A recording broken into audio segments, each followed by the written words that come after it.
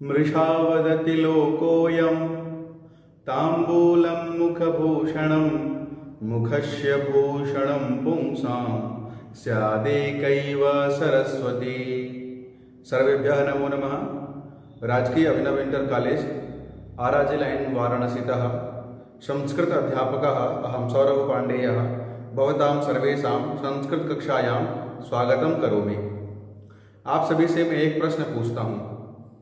जिस प्रकार कान का आभूषण होता है बाली, हाथ का आभूषण होता है वलय कड़ा जिसको बोलते हैं या घड़ी, आंखों का आभूषण उपनेत्रम चश्मा, गले का आभूषण हार, पैर का आभूषण पायल, इसी प्रकार मुख का आभूषण क्या है आप बताइए। यह जो पंक्तियां अभी आपने सुनी, मृषा वदति लोकोऽयं ताम्बूलम मुखभूषणम। ताम्बूलम, ताम्बूल अर्थात पान। मैं बनारस से हूँ और बनारस में वैसे भी पान बहुत प्रसिद्ध है। तो कुछ लोग कहते हैं कि ताम्बूलम अर्थात पान ही मुख का आभूषण है, लेकिन मृषा वदति यह गलत कहते हैं, ऐसा नहीं है। तो मुख का आभूषण क्या है? मृषा वदति लोकोऽयं ताम्बूलम मुखभूषणम मुखस्य भूषणम पुंसां। पुंसां इत्युक्ते सभी मनुष्यों के मुख का आभूषण स्यादेकैव सरस्वती। सरस्वती अर्थात विद्या, अच्छी वाणी, मधुर मीठी वाणी, यही एकमात्र मुख का आभूषण है। आप कितने विद्वान हैं यह मायने नहीं रखता, आपकी विद्वत्ता आपकी वाणी में झलकती है या नहीं, आपकी वाणी अच्छी है या नहीं, कर्णप्रिय है या नहीं, यह सिद्ध करता है आप कितने विद्वान हैं या कितने समझदार हैं। भगवान राम के जीवनी के बारे में हम लोग अध्ययन कर रहे थे, उनके ऊपर भी यह परिलक्षित होता है कि वह इतने समझदार थे, विद्वान थे, कार्यकुशल थे।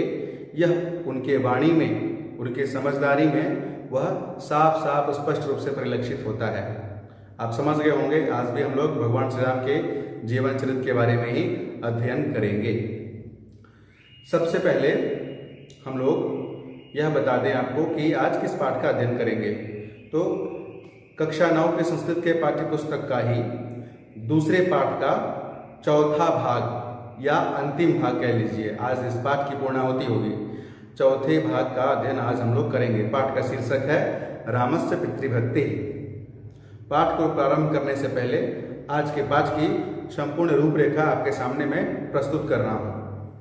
सबसे पहले हम लोग पिछली कक्षा में पढ़े गए विषय वस्तु के ऊपर, उसके सारांश के ऊपर चर्चा करेंगे। उसके बाद आज पढ़े जाने वाले पाठ्य वस्तु का सार आपको बताएंगे। फिर आज का पाठ एक एक करके 6 श्लोकों का अध्ययन करेंगे। उसके बाद आज के पाठ का सारांश को देखते हुए अंतिम में गृह कार्य के ऊपर चर्चा करेंगे। यह तो हो गई आज के पाठ की रूपरेखा। अब 6 श्लोकों का अध्ययन किस क्रम में या किस प्रकार करेंगे वह भी देखिए। पर सबसे पहले हम लोग सभी श्लोकों का सस्वर पाठ करेंगे, शुद्ध शुद्ध उच्चारण, जिससे कि आप करने में सक्षम हो सके। उसके बाद श्लोकों का अन्वय, अन्वय के बाद कठिन शब्दों का अर्थ, काठिन्य निवारण, और उसके पश्चात श्लोक का सामान्य अर्थ देखने के बाद पुनः अंत में सभी श्लोकों के अर्थ पे विस्तृत चर्चा की जाएगी। इस प्रकार आज हम लोग पढ़ेंगे। आइए आगे बढ़ते हैं। सबसे पहले हम लोग पिछली कक्षा में पढ़े गए पाठ्य वस्तु पर एक प्रकाश डालते हैं। हम लोगों ने पढ़ा था कि भगवान राम को सुमंत्र के द्वारा महल में बुलाया जाता है। वह अपने पिता को मूर्छित अवस्था में माता कैकेयी के साथ आसन पर बैठे हुए देखते हैं। सबसे पहले वो पिता को प्रणाम करते हैं, पुनः माता कैकेयी को प्रणाम करते हैं और फिर चिंता व्यक्त करते हैं कि मेरे पिता की यह स्थिति कैसे हो गई, क्या मुझसे कोई अनजाने में गलती हो गई है जिसके कारण मेरे पिता की यह स्थिति हुई। इस प्रकार चिंताग्रस्त राम माता कैकेयी से प्रश्न पूछते हैं कि हे माता, मैं आपसे निवेदन करता हूँ कि आप बताइए ऐसा क्यों हुआ। माता कैकेयी ने कहा कि तुम अगर यह सुनिश्चित करो जो कुछ भी मैं तुम्हें कहूँगी वो तुम करोगे, तब मैं तुम्हें सारी बातें बता देती हूँ। अब भगवान राम पूरी तरह से पिता के प्रति जो भी समर्पण की भावना थी उनके अंदर, वह सब कुछ उड़ेल देते हैं माता कैकेयी के समक्ष। वो ये कहते हैं कि पिता क्या गुरु क्या, मेरा हित चाहने वाला व्यक्ति भी अगर मुझे कुछ कहे तो मैं तीखा विष भी खा सकता हूँ, गहरे समुद्र में कूद सकता हूँ, अग्नि में भी गिर सकता हूँ, अपने प्राण भी दे सकता हूँ, बिना सोचे मैं कुछ भी कर सकता हूँ, और पिता की आज्ञा की अवहेलना मैं कदापि नहीं कर सकता। राम की सारी बातें सुनने के पश्चात जब कैकेयी को भरोसा होने लगा कि जो कुछ भी मैं कहूँगी यह राम निश्चित रूप से करेंगे, तब उन्होंने जो 2 वर राजा दशरथ से मांगे थे, जिस कारण राजा दशरथ की यह स्थिति हुई थी, वह राम को बता देते हैं। और साथ में वो ये भी कहती हैं कि चूंकि तुम अर्थात भगवान राम दशरथ को अत्यंत प्रिय हो, इसीलिए अप्रिय बात ये तुमसे नहीं कह सकते हैं। मैं जैसा कहती हूँ वैसा तुम्हें करना होगा। ऐसा कह के माता कैकेयी उन 2 वरों को भगवान श्री राम से कह देती हैं। 2 वर कौन से थे? पहला, भगवान राम राजा बनने वाले थे, लेकिन वह राज्याभिषेक राम का ना होकर के अब भरत का होगा, यह पहला वर था। और दूसरा वर क्या था कि उसी समय उसी दिन राम के राज्याभिषेक वाले दिन ही भगवान राम को वन जाना होगा, कंटक वन जाना होगा, वनवास जाना होगा। यह 2 वर जो कैकेयी ने दशरथ से मांगे थे वो भगवान श्री राम को बता दिया। यहाँ तक हम लोगों ने पढ़ लिया था। अब आज के पाठ्यवस्तु पर चर्चा करते हैं। आज हम लोग क्या पढ़ेंगे कि उन 2 वरों को बताने के साथ साथ कैकेयी के मस्तिष्क में क्या चल रहा है, वो क्या सोच रही हैं।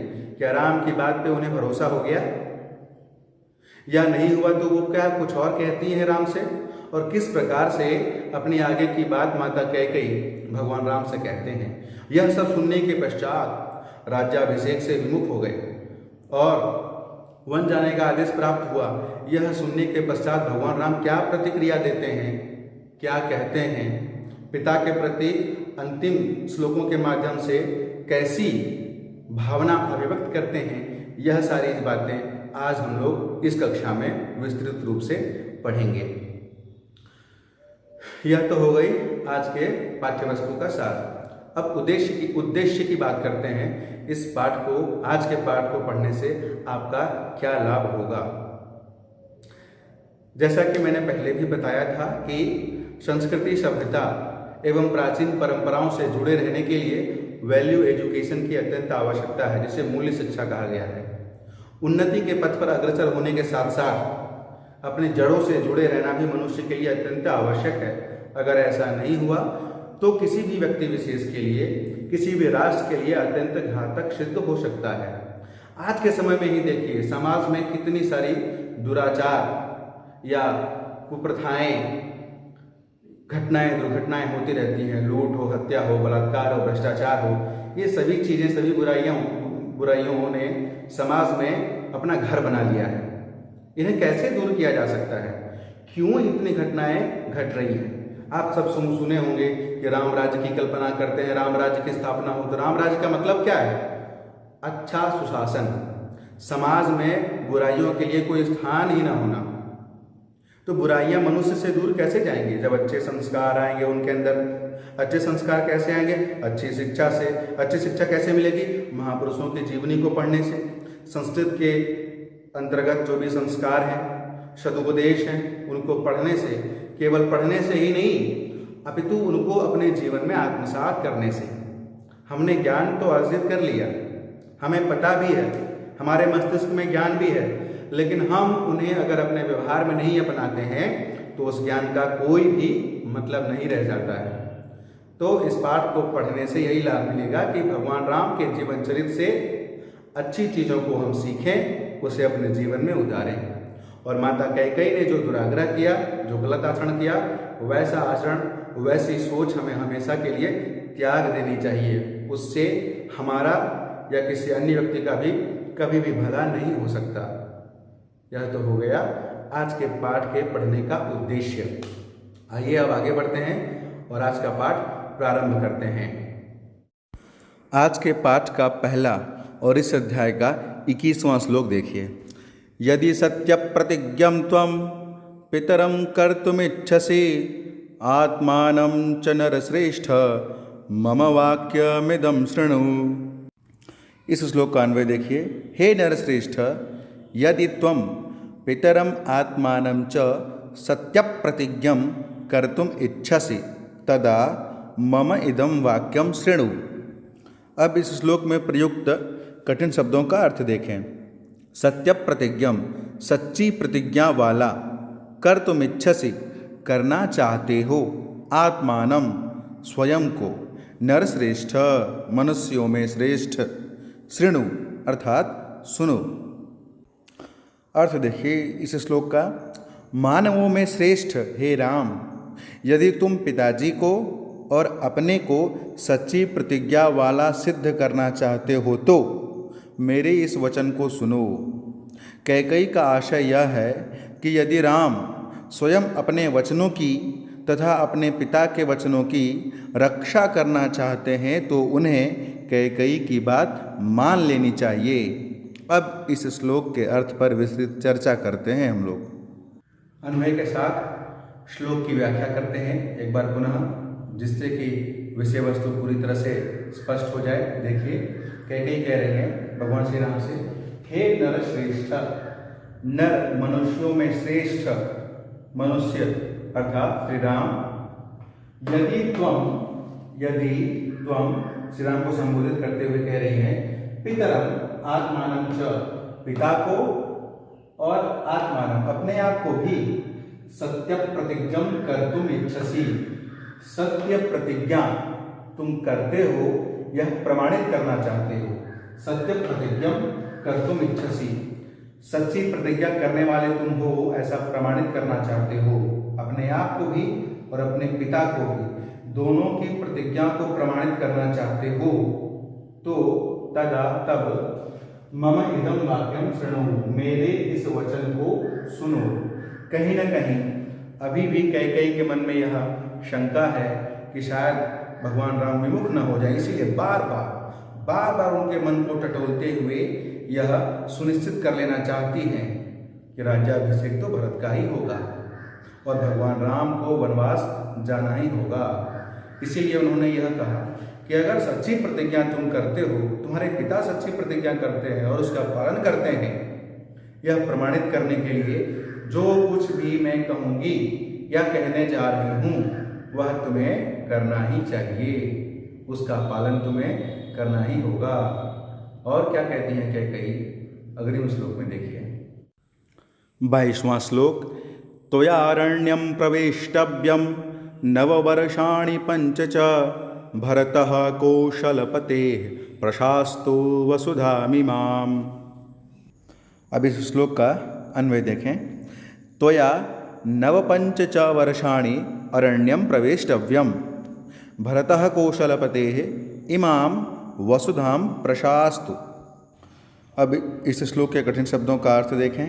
त्वया तुम्हारे द्वारा, अरण्यम वन में, प्रवेष्टव्यम प्रवेश करना चाहिए, नवपंच च वर्षाणि, नव और 5 अर्थात 14 वर्ष तक, प्रशास्तु शासन करे, वसुधाम पृथ्वी को।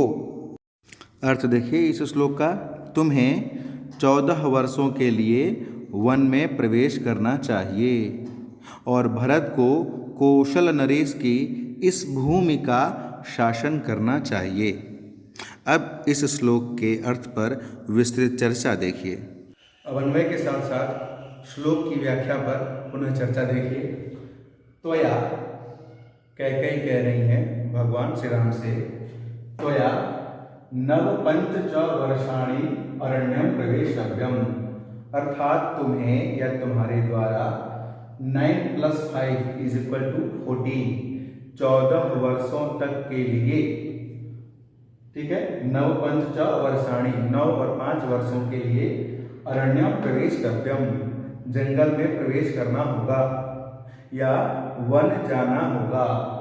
और इसके साथ साथ क्या कह रही है कि भरत को कौशलपते, कौशल की जो कौशलपते अर्थात कौशल के प्रति अर्थात राजा की, इमाम वसुधाम यह जो भूमि है, धरती है, पृथ्वी है, जिसके वो सम्राट हैं, कौन, राजा दशरथ, उनकी जो भूमि पृथ्वी या पूरा साम्राज्य, उस पर प्रशास्तु भरतः, भरत शासन करे, भरत राजा बने, भरत कौशल की भूमि पर अपना अधिकार स्थापित करे और तुम्हें 9 + 5 = 14 पूरे 14 वर्षों तक के लिए वन में प्रवेश करना होगा।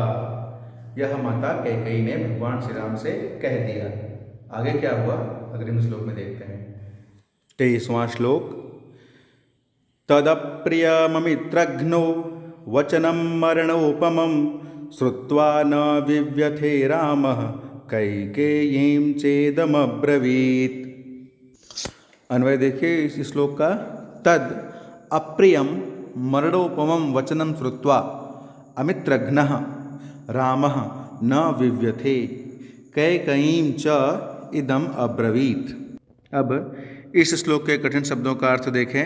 अमित्रघ्नः शत्रुओं का वध करने वाले, मरणोपमं मृत्यु के समान कष्टदायक, श्रुत्वा सुनकर, विव्यथे पीड़ित हुए। अर्थ देखिए इस श्लोक का। उस अप्रिय और मृत्यु के समान कष्टदायक वचन को सुनकर शत्रुओं का वध करने वाले राम पीड़ित नहीं हुए और कैकेयी से यह वचन बोले। विस्तृत चर्चा आगे देखिए। आइए व्याख्या करते हैं इस श्लोक की। तद अप्रियम मरणोपमं वचनम श्रुत्वा। भगवान राम का राज्याभिषेक होने वाला था। वो अयोध्या के राजा बनने वाले थे, लेकिन उन्हें 14 वर्षों के लिए वनवास भेजने का आदेश दिया गया। कैसा लगा होगा उनको? देखिए, अप्रियम जो सुन के अच्छा न लगे मन को, अर्थात कटु या कड़वी वाणी, वैसे अप्रिय मन को अच्छा नहीं लगने वाले, और मरणोपमम सुनकर के जान ही निकल जाए ऐसा वचनम श्रुत्वा, ऐसी वाणी को सुन करके या ऐसा वचन को सुन करके अमित्रघ्नः रामः। मित्र मतलब मित्र, दोस्त, फ्रेंड, और अमित्रघ्नः, अमित्र मतलब शत्रु, उसका हनन करने वाले, उनको मारने वाले, शत्रुओं का नाश करने वाले भगवान श्री राम न विव्यथे, विचलित नहीं हुए, परेशान नहीं हुए, दुखी नहीं हुए। कैकेयी च इदम अब्रवीत्, और उन्होंने कैकेयी को इदम अब्रवीत् उन्होंने कहा। तात्पर्य यह है कि ऐसी वाणी या ऐसा वचन या ऐसा आदेश सुनकर के कोई भी विचलित हो सकता है, लेकिन भगवान राम विचलित नहीं हुए, सामान्य रहे, और उन्होंने क्या कहा? इदम अब्रवीत्। क्या बोला उन्होंने? अग्रिम श्लोक में देखते हैं। 24वां श्लोक। एवमस्तु गमिष्यामि वनं वस्तुमहं त्वितः जटाचीरधरो राज्ञः प्रतिज्ञामनुपालयन्। अन्वय देखें। एवमस्तु अहं तु जटाचीरधरः राज्ञः प्रतिज्ञाम् अनुपालयन् वनं वस्तुम इतः गमिष्यामि। अब कुछ कठिन शब्दों के अर्थ। एवमस्तु ऐसा ही हो, वस्तुम रहने के लिए, इतः यहाँ से, जटाचीरधरः जटाएं और वल्कल वस्त्र धारण करके, अनुपालयन पालन करता हुआ। अब अर्थ देखिए इस श्लोक का। राम ने कैकेयी से कहा, अच्छा ठीक है, ऐसा ही हो, मैं जटाएं और वल्कल धारण करके राजा अर्थात पिता की आज्ञा का पालन करता हुआ वन में रहने के लिए यहाँ से चला जाऊँगा। अब इस श्लोक के अर्थ पर विस्तृत चर्चा करते हैं, व्याख्या करते हैं इस श्लोक की। भगवान श्री राम ने आगे क्या कहा? एवमस्तु, अच्छा ठीक है। इतना कठोर आदेश सुनने के बाद भी सामान्य है, इसीलिए उन्हें मर्यादा पुरुषोत्तम कहा गया है। क्या कहते हैं? एवमस्तु, अच्छा ठीक है। अहम तो मैं, अहम मैं राम, जटा चीरधरः, मैं तो जटा और चीरधरः जटा का को धारण करके और वल्कल वस्त्र धारण करके, राज्ञः प्रतिज्ञा अनुपालयन्, राजा के प्रतिज्ञा का अनुपालन करते हुए, राज्ञः प्रतिज्ञा अनुपालयन् वनम वस्तुम इतः गमिष्यामि, वन में रहने के लिए, वनम वस्तुम इतः गमिष्यामि, इतः यहाँ से चला जाऊंगा। अर्थात भगवान श्री राम बिल्कुल विचलित हुए बिना ही कहते हैं कि ठीक है, जैसा पिता चाहते हैं या राजा की जैसी इच्छा है या आज्ञा है, मैं उसे पालन करने के लिए तैयार हूँ। और जटाओं को बढ़ा करके या जटाओं को रख के वल्कल वस्त्र धारण करके मैं यहाँ से वन में निवास करने के लिए चला जाऊंगा। अग्रिम श्लोक में क्या घटना घटी उसे देखते हैं। 25वां श्लोक। अहम हि सीतां राज्यं च प्राणानिष्टान् धनानि च हृष्टो भ्रात्रे स्वयं दद्यां भरताय प्रचोदितः। अन्वय देखिए इस श्लोक का। त्वया प्रचोदितः अहम हि सीतां राज्यं इष्टान् प्राणान् धनानि च हृष्टः भ्रात्रे भरताय स्वयं दद्याम। कठिन शब्दों के अर्थ। इष्टान अर्थात प्रिय, हृष्टः प्रसन्न होकर, दद्याम दे सकता हूँ, प्रचोदितः प्रेरित किया गया। अर्थ देखिए इस श्लोक का। राम ने कैकेयी से कहा, आपके द्वारा प्रेरित किया गया मैं निश्चय ही सीता को, राज्य को, प्रिय प्राणों को और धनों को भी प्रसन्न होकर स्वयं भाई भरत को दे सकता हूँ। तात्पर्य यह है कि राम अपने भाई भरत के लिए सर्वस्व त्याग हेतु सदैव तत्पर हैं। अब आगे विस्तृत चर्चा देखते हैं। आगे अब देखिए इस श्लोक की अन्वय के साथ व्याख्या, जिससे कि विषय वस्तु और भी स्पष्ट हो जाए। भगवान श्री राम कहते हैं कि त्वया, यह कैकेयी के लिए प्रयुक्त हुआ है। त्वया तुम्हारे द्वारा, अर्थात कैकेयी के द्वारा, प्रचोदितः प्रेरित किया गया या उनके द्वारा किसी आदेश को दिया गया, उसके अनुपालन में, उसको पालन करने के क्रम में, अहम मैं, यह राम के लिए है, मैं राम, सीता, सीता को, राज्यम संपूर्ण राज्य को, इष्टान प्राणान जो भी इष्ट या प्रिय प्राणी हैं, संबंधी हैं, सगे हैं या जो कोई भी ऐसे हैं जो मेरे नजदीक थे, सभी प्राणियों को, और धनानि च धन को भी या धन को, हृष्टः भ्रात्रे भरताय, हृष्टः अर्थात प्रियः, प्रिय भाई भरत के लिए या भरत को, स्वयं दद्याम स्वयं मैं दे दूंगा या दे देता हूं। अर्थात विचलित तो नहीं हुए, अपितु उन्होंने सरलता पूर्वक कह दिया कि सीता को, राज्य को, इष्ट प्राणियों को जो मेरे प्रिय हैं, अन्य प्राणीजन साम्राज्य के, उनको, और धन को, इन सभी को अपने प्रिय भाई भरत को स्वयं मैं दे देता हूं।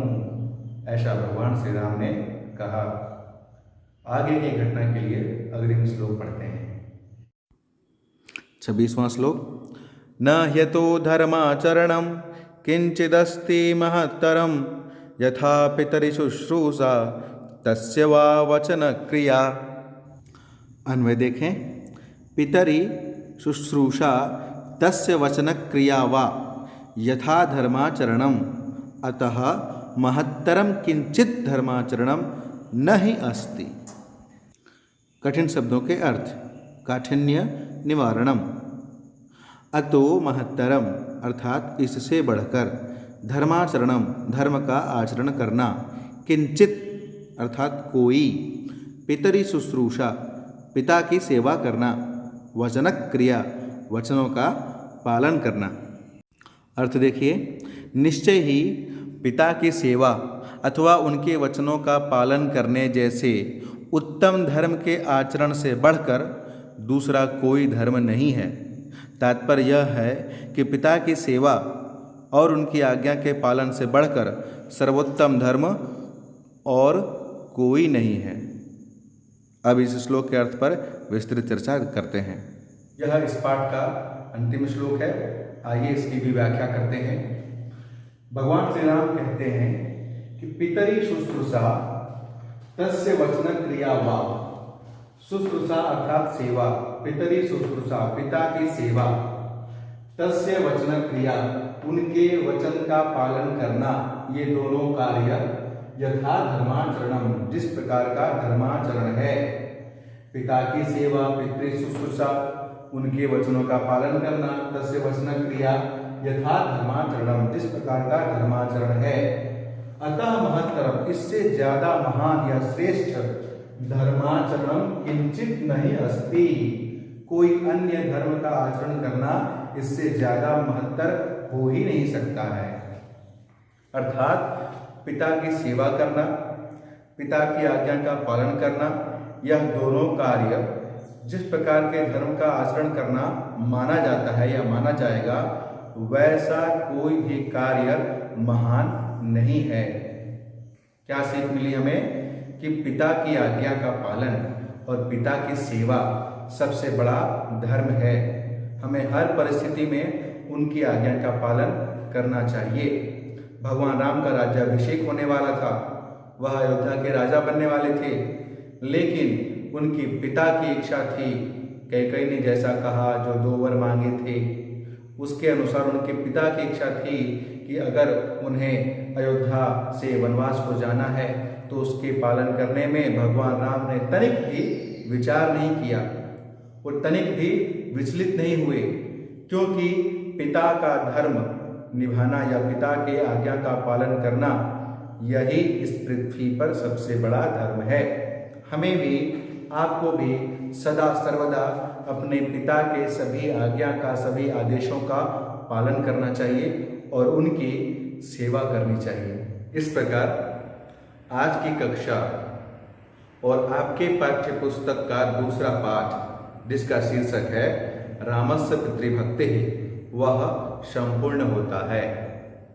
हम लोगों ने इस पाठ में भगवान श्री राम के जीवन चरित्र के संदर्भ में पिता के प्रति उनकी कैसी भक्ति थी, उनके अंदर समर्पण का भाव कितना ज्यादा था, यह पढ़ा। इसके साथ ही हम लोगों ने कैकेयी के मानसिकता के संदर्भ में यह जाना कि वह कैसा सोच रही थी, और इन सभी के साथ साथ अपने जीवन में हमें आचरण कैसा करना चाहिए। माता पिता, गुरु एवं श्रेष्ठ प्रत्येक सदस्य हमारे जीवन में जो भी जुड़े हुए होते हैं वह सम्माननीय होते हैं। भगवान राम ने एक जगह इस पाठ में कहा है कि पिता ही नहीं, गुरु ही नहीं, अपितु कोई मनुष्य अगर सिर्फ मेरे हित के बारे में सोचे तो उसके लिए भी मैं अपने प्राण दे सकता हूँ। इसके साथ साथ हमने इस पाठ में यह भी सीखा कि परोपकार या दूसरे की भलाई या अपने किसी नज़दीकी व्यक्ति के खुशी के लिए हमें त्याग करना चाहिए। एक कहावत आपने शायद सुनी होगी कि 18 पुराणेषु व्यासस्य वचनद्वयं परोपकारः पुण्याय पापाय परपीडनम। पुण्य कमाना हो अगर तो परोपकार कीजिए। वह परोपकार किसी भी रूप में हो सकता है। आप किसी दूसरे की भलाई कर सकते हैं या किसी कार्य को करने से दूसरे को खुशी पहुंचे, वो भी परोपकार ही है। अथवा अपनी किसी इच्छा, मन की इच्छा या जो कुछ भी आप चाहते हैं, सोचते हैं, उन इच्छाओं का परित्याग भी परोपकार की श्रेणी में ही आता है। इसीलिए स्वार्थ हित चिंतन एवं अपने ही भलाई के बारे में हमेशा हमें नहीं सोचना चाहिए, अपितु दूसरे की भलाई के बारे में सोचना चाहिए। यह सब भगवान राम के जीवन चरित्र से हम लोगों ने सीखा। गृह कार्य की अगर हम बात करें तो गृह कार्य में आप सब आज पढ़ाए गए श्लोकों का सस्वर पाठ करें, उसके अन्वय को लिखें, कठिन शब्दों को और उसके अर्थ को भी अपनी भाषा में लिखने का अभ्यास करें। इसके साथ साथ आज पढ़े गए पाठ में से जो श्लोक, जो प्रसंग आपको सबसे अच्छा लगा हो, प्रिय लगा हो, उसे भी नोट करें और उसका भाव क्या था, क्यों अच्छा लगा, इसे भी आप अपनी नोटबुक में नोट करेंगे। अग्रिम कक्षा में हम लोग आपके पाठ्य पुस्तक के तीसरे पाठ, जिसका शीर्षक है आदि कवि वाल्मीकि ही, उसके बारे में अध्ययन करेंगे। आप सभी सावधान रहिए, सुरक्षित रहिए। मैं आप सभी के मंगल स्वास्थ्य की कामना करता हूँ। बहुत बहुत धन्यवाद।